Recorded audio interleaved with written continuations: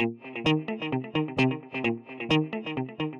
I'm available to start at right tackle. You can't see when I have clothes on. All right. Well, there's not an even playing field. There's never been an even playing field. There never will be an even playing field. What shampoo do you use on your hair? You don't need to be Superman to play in this offense. You're listening to The Red Zone. Welcome, Badgers fans, to another episode of The Red Zone. We are about 1 week through fall camp now, and it's time to talk about what we've seen. There's plenty to talk about, and we've got Zach Heilprin from The Zone to go through it with us. How you doing, Zach? I'm doing great. Yeah, great. Good first week. Fun first week. Pads came on finally. So, yeah, it took a while this time for pads to come on. So I kind of want to start with the secondary, the cornerback position. It's kind of been hard to evaluate because they've had some guys in and out with injuries. You know, Faion Hicks and Jon Harrell were out, and they just returned today. But how do you kind of see that shaking out? You and I have talked about the fact that Madison Cohn's probably their best slot guy, and Leonard kind of confirmed that a few days ago.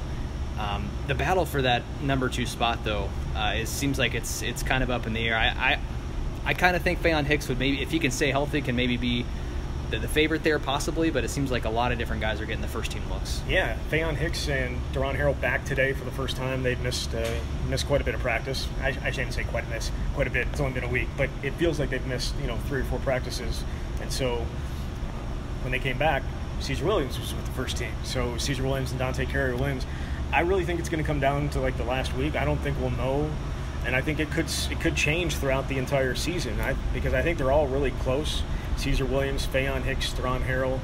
Those are the 3 guys that I think have a shot to be the number 2. But yeah, Madison Cohn, I think it's been pretty clear that they feel he's going to be best inside, and that's why they're not even really haven't seen him working outside very often, especially not with the first team at all. But so I don't know.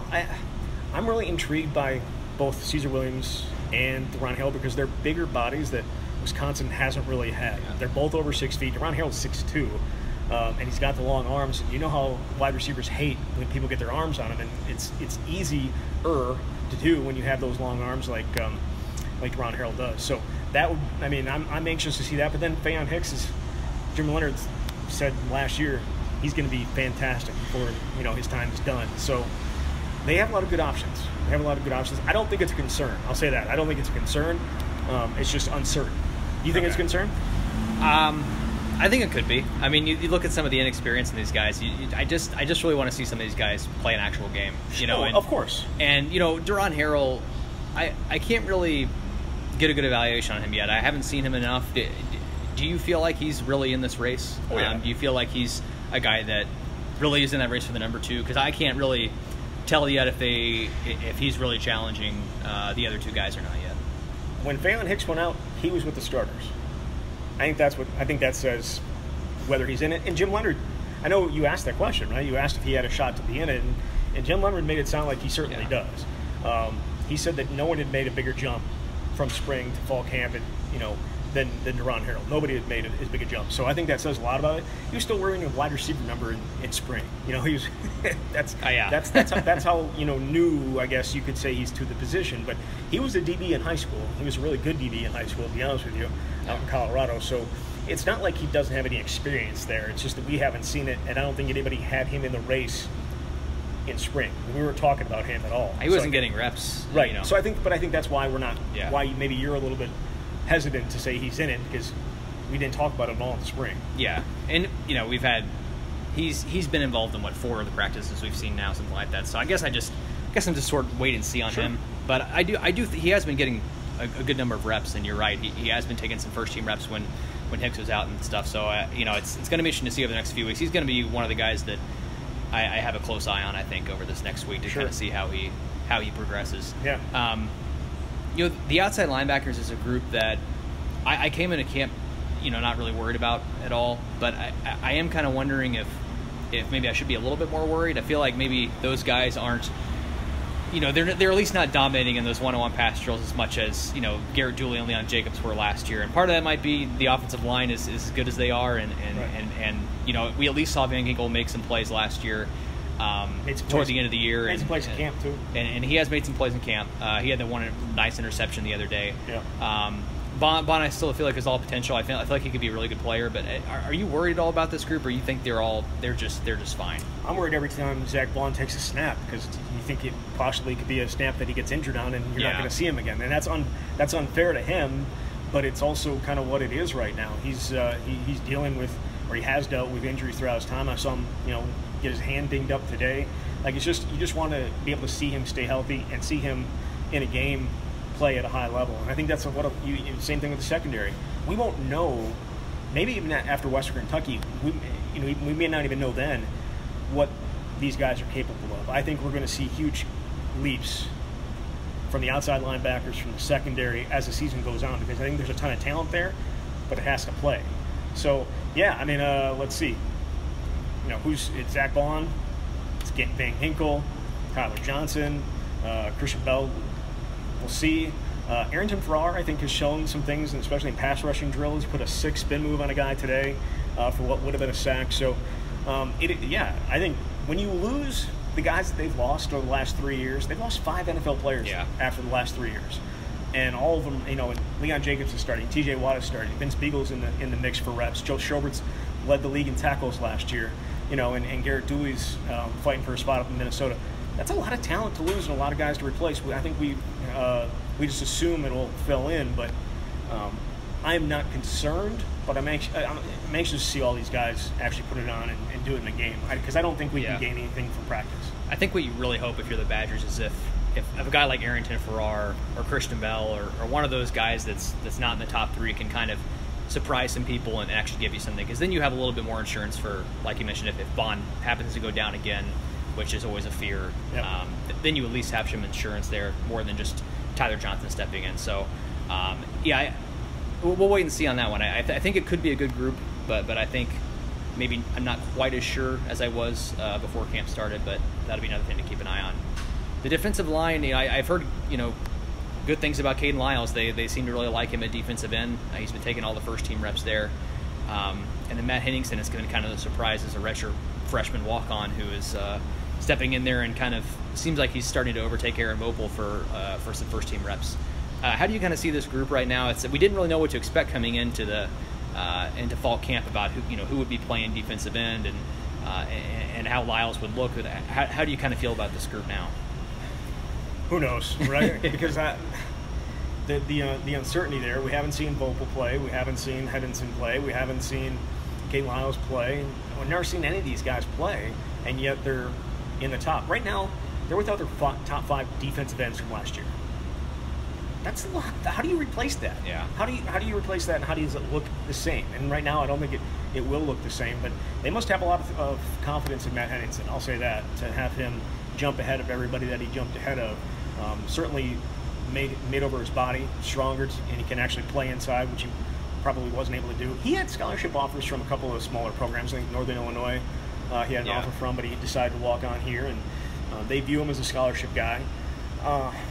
Olive has looked really good, I'll say that. I think he's looked really good in the one-on-one pass rushing drills, and he seemingly is going to have a role in the nickel, which hasn't been the case in past years. Isaiah Loudermilk will come back at some point. I was watching the Orange Bowl last night. It was on one of the stations, and he made like 3 plays in a row where he just stood up Miami guys. And it was really impressive. I think he was due for a breakout season. So if you get him back, I think you feel a lot more comfortable. But right now, uncertainty in what we can expect. The coaches clearly think they know what they're going to get out of Caden Lyles and what they're going to get out of Matt Henningsen, but until it shows up on game day, I don't know how you could be.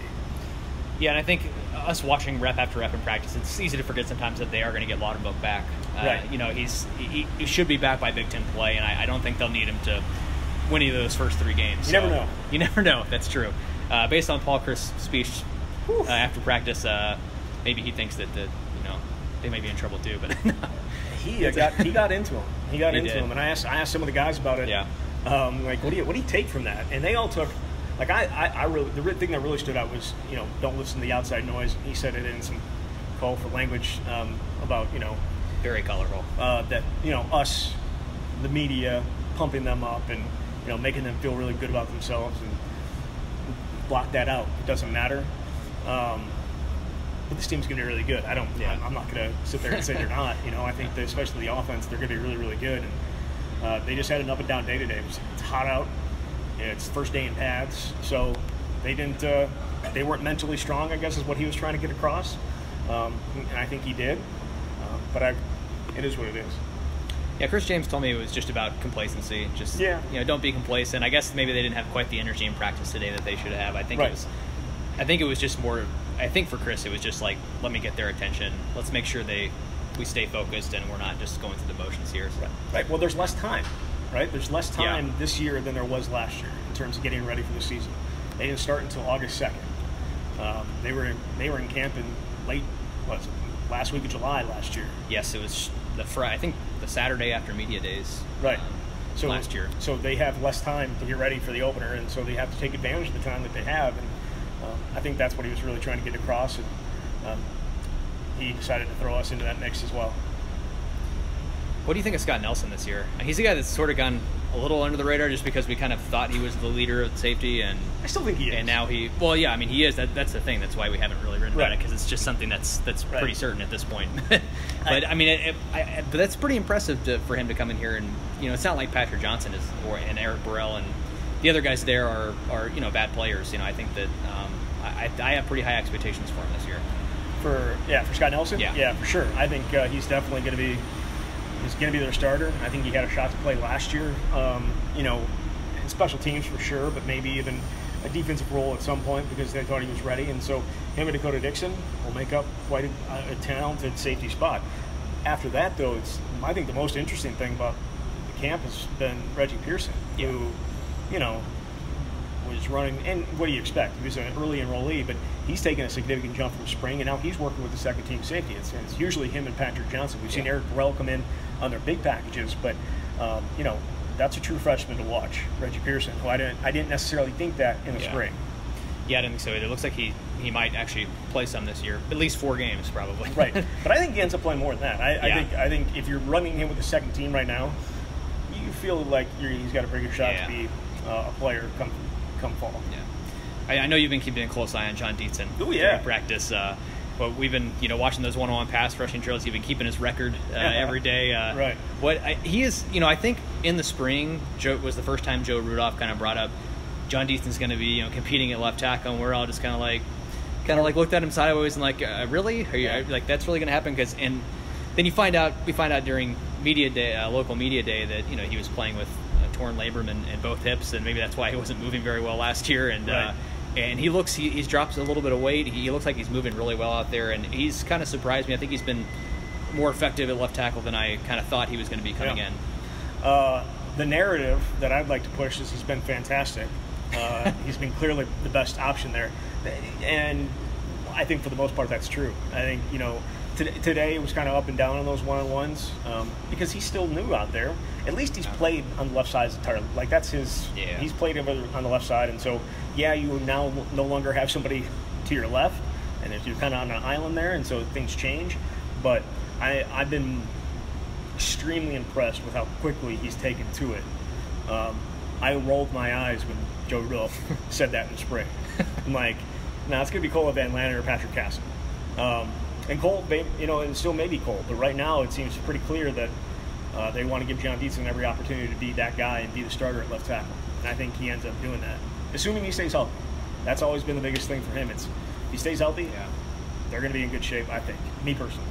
Yeah, I think so too. And, like you say, Cole Van Lanner I don't think he's completely out of it yet, but it seems like his first team reps are just not even close. They're dwindling a little bit, and Dietzen seems to be really taking that over. It is interesting to see. I think some people think it wouldn't really be that big a deal to move from the left side to the right side, but you mentioned Dietzen being on the left side.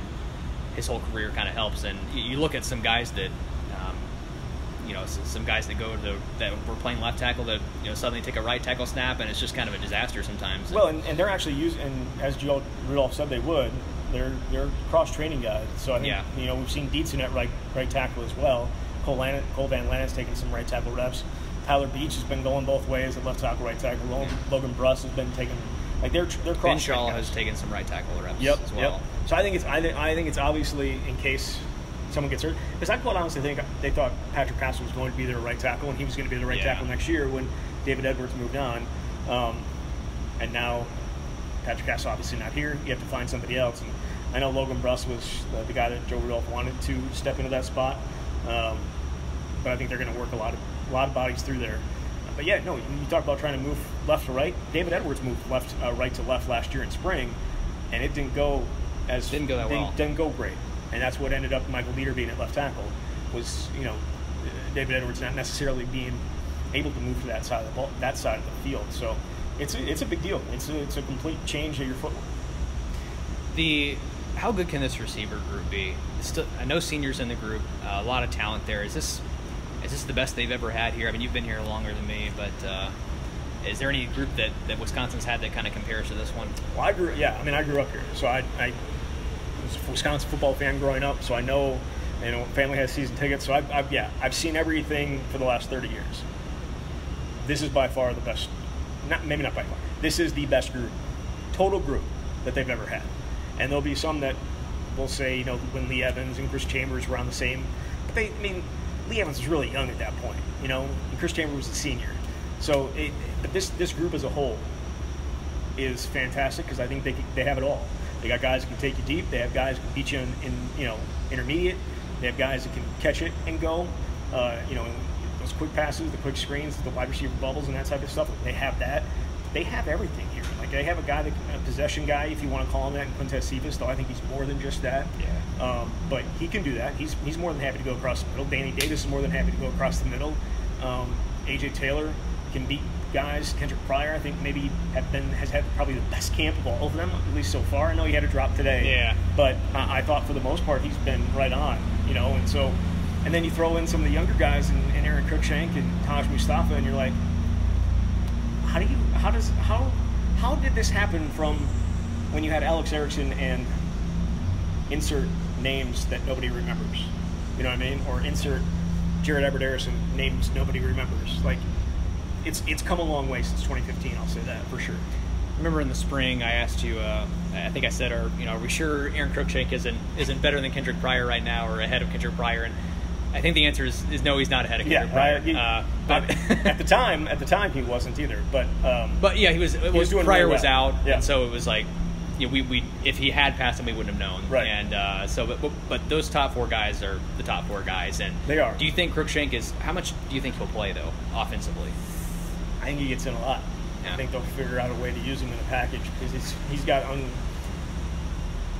uncanny quickness. Not uncanny quickness. He's got unreal quickness and an uncanny ability to make people miss. And so I think there is an opportunity for him to have a role. I certainly think he's going to have a role potentially in the return game, whether it's at punt returner.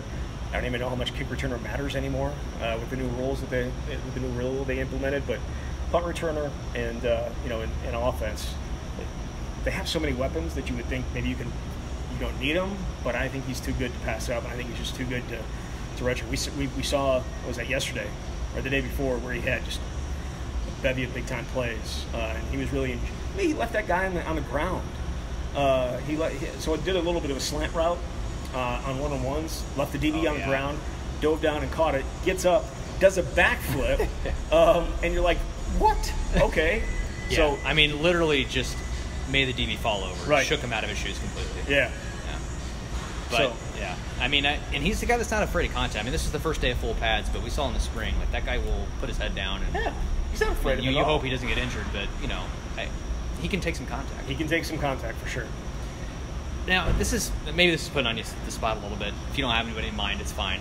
But looking at the new redshirt rule, are there any candidates that you see of guys that they maybe look at me like, you know what, I think we might play him in 4 games and still try to redshirt? That is kind of unfair. Like maybe a Taj Mustafa, maybe a Dante Burton, who we saw today was running with the first team because Madison Cone was a little dinged up. So maybe he can be a guy that might get a little time. But it is. I mean, it is. Who else? I think, and we haven't seen him very much because they haven't done a lot of work. But Isaiah Mullins, the defensive lineman. Yeah. Inoke said he was going to be ready. He thinks he's going to be ready, but it may not be until week 8 or week 9.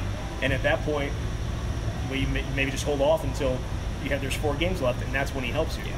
So I think there are a couple of options, but it's so early that we've seen a week of practice, and Jonathan Taylor at this point last year was 5th on the depth chart. Yeah, and Mullins is a good one because we kind of thought heading in I think some coaches had said in the spring, like, we're going to give him a chance, and we haven't really seen him take many reps or meaningful reps so far. And he's physically ready. I think that will be interesting to see if by mid-season maybe he's a little more ready than he is now. But I don't think I've made any decisions on that. I think it's just sort of a play it by ear type of thing. Right, and I don't know how they're going to. Are they going to use him the first 4? Or are they going to wait until the last 4? Like, or are they going to play in the middle? Like, when do you decide? And I think it's a matter of who's ready. And Paul Chris has hammered that home, and he brings up Jack Sitchie all the time about Jack Sitchie only got to play like a year and a half of football. Or 2.5 years of football. So if they're ready and they're healthy, we're going to play them. We'll see. Before I let you go, you have a prediction for the season? I know we're still a few weeks away, but I don't think you're going to come on the podcast between now and the start probably. So I went 12-0 last year, right? You said you were always a 12-0 guy, and you were always a 12-1 guy, so you were right on both accounts. Okay, right. But we're talking about regular season, yes. Right? So, I'm not I'm as high on this offense as could be. I think I still have questions about the defense, and I have questions about the schedule. I think it's going to be very difficult. I think that Iowa game is going to be a night game. We know how well Iowa plays at night down there. Are you saying they're going to lose that game? The Michigan game likely going to be a night game, and I think that team is going to be vastly improved. And Penn State is always tough at home. So when I look at it, I think there's a chance that they are either 10-2 or 9-3. And if I was put on the spot, I'd say 9-3. Okay, wow. Badger fans aren't going to like that one. Are you saying if they go 9-3, you think they don't win the West? At that point, Iowa would have to lose 4 games. That's 3 losses. Yeah. If they go 9-3, they won't win the West. And I look at Iowa's schedule. They won't play anybody. Yeah, they've got one tough crossover game. I can't remember which one it was, but I think maybe it's... Wisconsin's schedule is 10 times harder in conference than Iowa's is. And Wisconsin has to go there. Okay, now if that turns out to be a day game, I'll probably switch to Wisconsin. But I've been to Kinnick for big games, and that place is very, very difficult to play in for night games. And so I would say, and I think that's good. I think they're going to be a better team. I think we saw the worst of Nate Stanley. He ended up, and he threw more touchdowns than Alex Hornibrook did. And I don't think anybody remembers that. So, yeah, I think Iowa's going to be better. I don't think they're at Wisconsin's level. I think Wisconsin's a better team. But I think when you put everything together, especially playing at night, playing down there, it'd be very difficult. Yeah, their first test of the season as well. Right, and it's in late September, and we'll see who's healthy by that point, too. But if I was going to be put on the spot right now, I'd say 10-2 or 9-3, depending on that game being the night or not. It does seem like some people are sort of overlooking the defensive holes they have to fill on the team. I mean, it's because they have this reputation now because of the last 2 years. Zach Baughn's like, why do we have to keep on talking about this? This system. We're not rebuilding. We're reloading. That's what we do. That's what we do here. Wow, how much longer do we have to do it to prove to everybody that that's what we do here? Well, 1 more year apparently. Well, I mean, I didn't say that to him, but this is more than they've had to replace. I think they have more young guys that they're going to be relying on than in past years. Now, outside linebacker specifically, in Bond's case, I think that's true. 2013, they lost a ton of guys. Going into 2014 had to replace a ton of guys. A lot of young guys were playing. That's when Alec James and Chikwe Abasi and all those guys were freshmen. And they replaced a lot of guys. And it didn't look exactly right at the beginning. It turned out to be okay, but then they ended up getting hammered 59-0 against Ohio State. That's the last time that they've had to replace this number of guys on a defense. And so we'll see. Yeah, I'm pretty bullish on them. I think they're a top 10 team again, but I don't think I'd go as far as top 5 or picking them to make the playoffs. They were top 10 when they lost 2 games 2 years ago. Yeah. Right? Well, 3 games if you include the Big Ten title game. Right, but I'm saying within the season, they were a top 10 team and they had 2 losses.